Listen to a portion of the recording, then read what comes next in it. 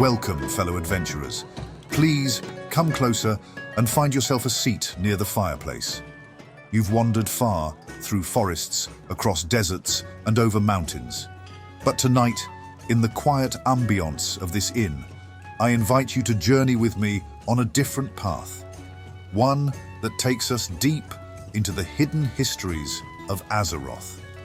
For years, I have traveled these lands, not just in search of riches or glory, but in pursuit of something far more valuable: knowledge. And in doing so, I now bring forth a collection of ancient writings, treasures of information not easily found, scattered across the corners of this world. But these books were not simply placed on a shelf for any traveler to find. I have ventured into grand libraries, forgotten monasteries, and war-torn ruins to recover these fragments of history. From the Scarlet Monastery, deep within Tirisfal Glades, to the distant lands of Ashenvale and beyond, these books have been guarded by time and by those who wish to keep their knowledge hidden. It has taken me many journeys to gather them, and now I wish to share them with you. Within their pages, you'll find the rise of ancient empires and the fall of mighty kingdoms. But tonight, we shall begin with the story of creation itself, of the mighty hands that shaped our world, and of the betrayal that nearly tore it apart. So, come sit with me by the hearth's warm glow, and together let us unravel the mysteries of these dusty old tomes. Whether you are a seasoned adventurer or new to these lands, the knowledge within these pages will transform the way you see Azeroth. Let us begin. Now, where did I put it? How does one misplace the creation of the universe itself?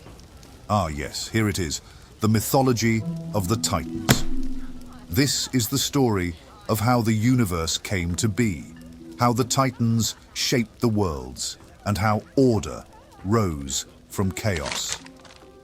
No one knows exactly how the universe began. Some theorize that a catastrophic cosmic explosion sent the infinite worlds spinning out into the vastness of the Great Dark, worlds that would one day bear life forms of wondrous and terrible diversity. Others believe that the universe, as it exists, was created as a whole by a singular, all-powerful entity.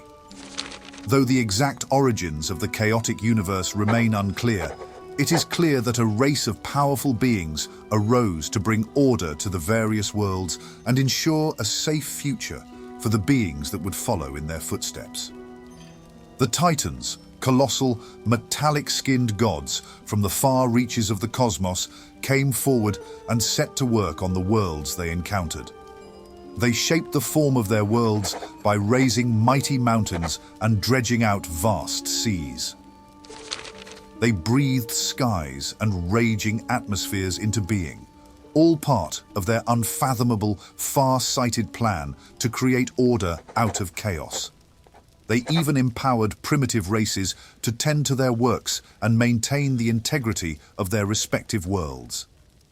The Titans, ruled by an elite sect known as the Pantheon, brought order to 100 million worlds scattered throughout the Great Dark Beyond during the first ages of creation.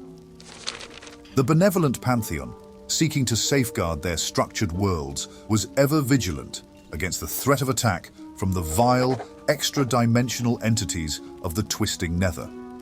The Nether, an ethereal dimension of chaotic magics that connected the myriad worlds of the universe together, was home to an infinite number of malefic, demonic beings who sought only to destroy life and devour the energies of the living universe. So, the Titans, architects of worlds, creators of order from chaos. Imagine the power and responsibility of shaping entire realms, and the burden of knowing that chaos always lies in wait, ready to consume. But what happens when a protector loses faith in its own creations? When the darkness they fight becomes too much to bear? As we ponder this, let us turn now to the chapter of Sargeras, the fallen Titan, and his descent into madness. Over time, demonic entities made their way into the Titans' worlds from the twisting nether, and the Pantheon elected its greatest warrior, Sargeras, to act as its first line of defense. A noble giant of molten bronze, Sargeras carried out his duties for countless millennia, seeking out and destroying these demons wherever he could find them. Although Sargeras's nearly limitless powers made short work of the shambling demons he found throughout the Great Dark, he was greatly troubled by the creature's corruption and all-consuming evil. Incapable of fathoming such depravity, the Great Titan began to slip into a brooding depression. Despite his growing unease, Sargeras rid the universe of demonic entities by trapping them within a corner of the twisting nether. While his confusion and misery deepened, Sargeras was forced to contend with a particularly insidious group intent on disrupting the Titans' order, the Nathrezim. This dark race of vampiric demons, also known as Dreadlords, conquered a number of populated worlds by possessing their inhabitants and turning them to the shadow. The nefarious, scheming Dreadlords turned whole nations against one another by manipulating them into unthinking hatred and mistrust. Sargeras defeated the Nathrezim easily, but their corruption affected him deeply. As doubt and despair overwhelmed Sargeras' senses, he lost all faith not only in his mission, but also in the Titan's vision of an ordered universe. Eventually, he came to believe that the concept of order itself was folly, and that chaos and depravity were the only absolutes within the dark, lonely universe. His fellow Titans tried to persuade him of his error and calm his raging emotions, but he disregarded their more optimistic beliefs as self-serving delusions. Storming from their ranks forever, Sargeras set out to find his own place in the universe. Although the Pantheon was sorrowful at his departure, the Titans could never have predicted just how far their lost brother would go. By the time Sargeras' madness had consumed the last vestiges of his valiant spirit, he believed that the Titans themselves were responsible for creation's failure. Deciding, at last, to undo their works throughout the universe, he resolved to form an unstoppable army that would set the physical universe aflame. Even Sargeras' titanic form became distorted from the corruption that plagued his once noble heart. His eyes, hair, and beard erupted in fire, and his metallic bronze skin split open to reveal an endless furnace of blistering hate. In his fury, Sargeras shattered the prisons he'd created and set the loathsome demons free. These cunning creatures bowed before the Dark Titan's vast rage and offered to serve him in whatever malicious ways they could. Seeking a way to lead and control his vast demonic army, Sargeras recruited and subsequently corrupted the ancient and intelligent race of the Eredar. From within their ranks, Sargeras picked 2 champions to command his demonic army of destruction. Kil'jaeden the Deceiver was chosen to seek out the darkest races in the universe and recruit them into Sargeras' ranks. The second champion, Archimonde the Defiler, was chosen to lead Sargeras' vast armies into battle against any who might resist the Titan's will. Kil'jaeden's first move was to enslave the vampiric Dreadlords under his terrible power. The Dreadlords served as his personal agents throughout the universe, and they took pleasure in locating primitive races for their master to corrupt and bring into the fold.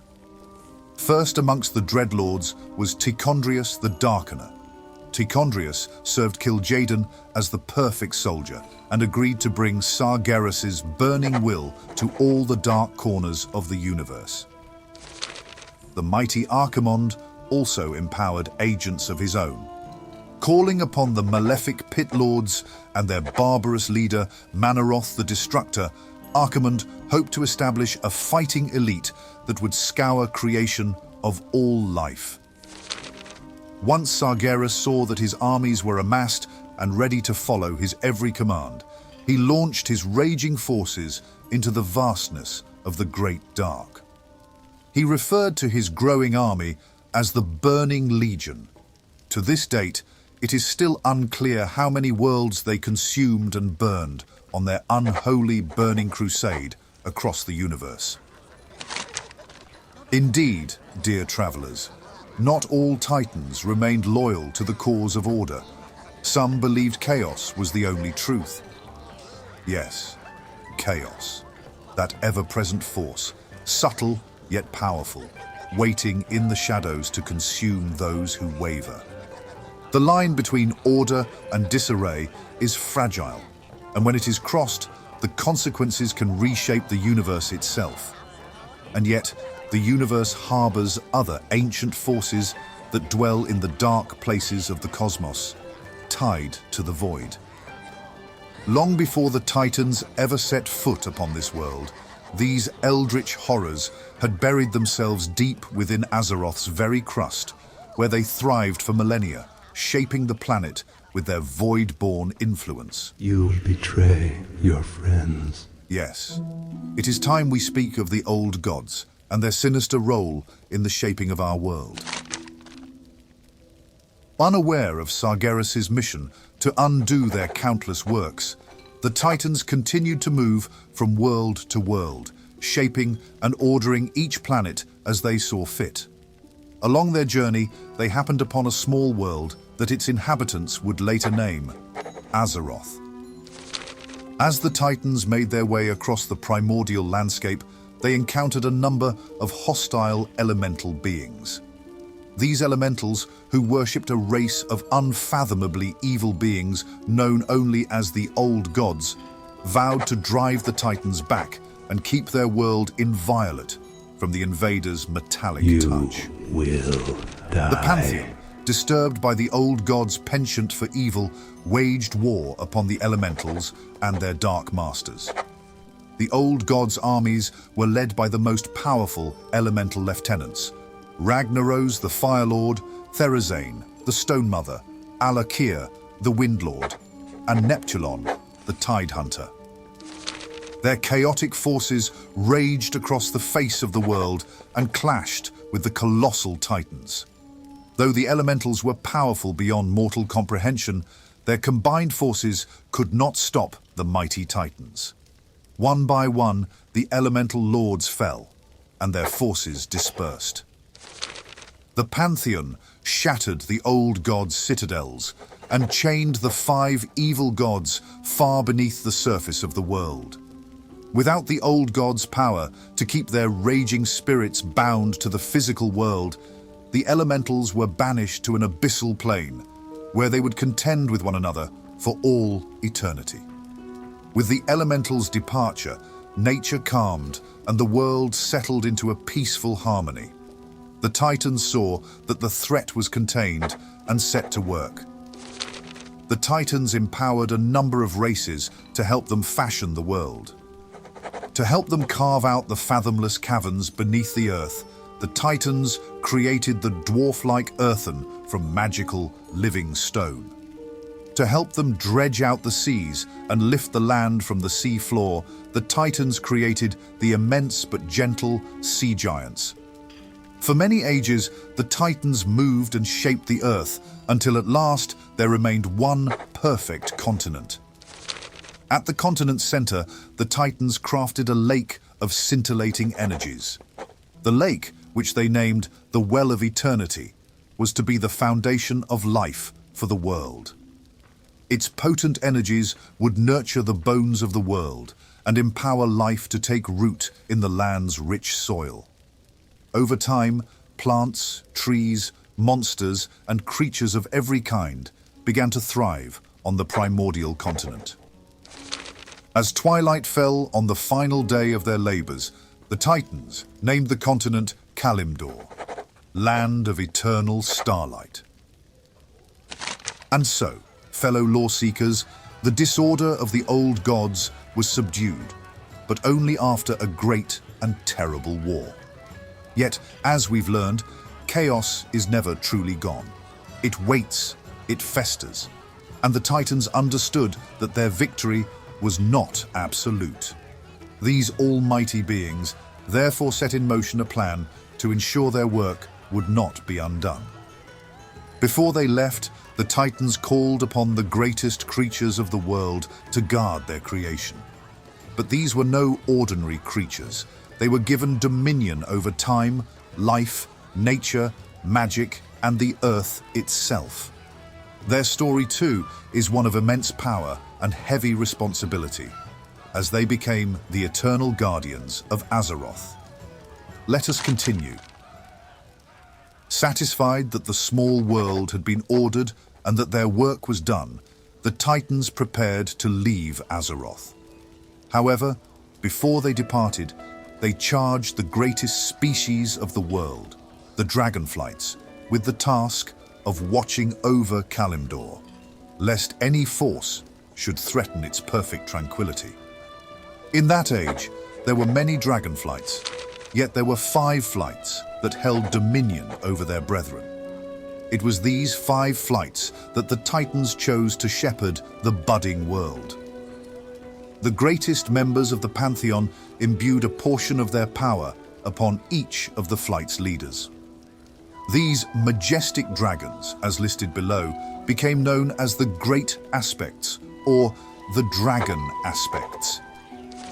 Aman'Thul, the High Father of the Pantheon, bestowed a portion of his cosmic power upon the massive bronze dragon, Nozdormu. The High Father empowered Nozdormu to guard time itself and police the ever-spinning pathways of fate and destiny. The stoic, honorable Nozdormu became known as the Timeless One. Ionar, the Titan patron of all life, gave a portion of her power to the Red Leviathan, Alexstrasza. Ever after, Alexstrasza would be known as the Lifebinder, and she would work to safeguard all living creatures within the world. Due to her supreme wisdom and limitless compassion for all living things, Alexstrasza was crowned the Dragon Queen and given dominion over her kind. Ionar also blessed Alexstrasza's younger sister, the lithe green dragon Ysera, with a portion of nature's influence. Ysera fell into an eternal trance, bound to the waking dream of creation. Known as the Dreamer, she would watch over the growing wilds of the world from her verdant realm, the Emerald Dream. Norgannon, the Titan lawkeeper and master magician, granted the blue dragon, Malygos, a portion of his vast power. From then on, Malygos would be known as the Spellweaver, the guardian of magic and hidden arcanum. Khaz'goroth, the Titan shaper and forger of the world, bestowed some of his vast power upon the mighty black worm, Neltharion. The great-hearted Neltharion, known afterwards as the Earth Warder, was given dominion over the earth and the deep places of the world. He embodied the strength of the world and served as Alexstrasza's greatest supporter.